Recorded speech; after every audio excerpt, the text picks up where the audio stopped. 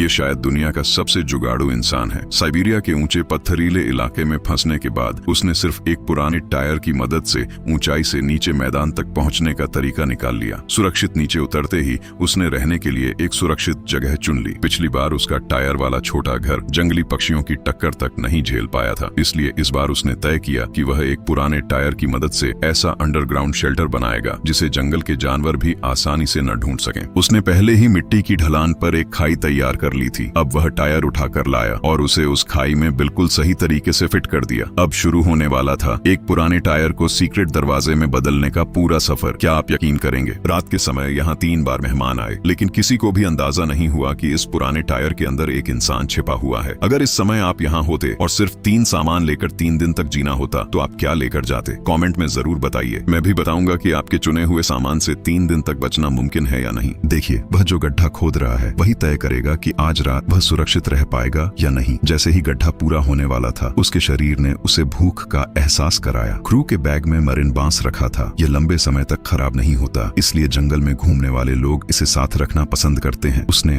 उसे फॉइल में लपेटा और सीधा आग के अंगारों में रख दिया। इसके बाद वह फिर गड्ढे के अंदर गया और सबसे जरूरी वेंटिलेशन वाले छेद को ठीक किया। फिर वह ढलान पर पहुंचा और पहले बनाए गए छोटे छेद की दिशा में खुदाई शुरू कर दी। इसी दौरान भुने हुए खाने की तेज खुशबू उसके पास पहुंची। वह तुरंत आग के पास गया और फॉइल खोला। मरीन बांस का छिलका अब सुनहरे भूरे रंग का हो चुका था। उसने पेट भरकर उसे खाया और अपने शरीर में फिर से ऊर्जा भर ली। उसने सोचा, अगर आज रात यह घर पूरा बन गया तो रात के खाने में मजे से जरूर खाऊंगा। खाना खत्म होते ही उसके शरीर में फिर से ताकत लौट आई। लगातार खुदाई करने के बाद आखिरकार दोनों सुरंगें आपस में जुड़ गईं।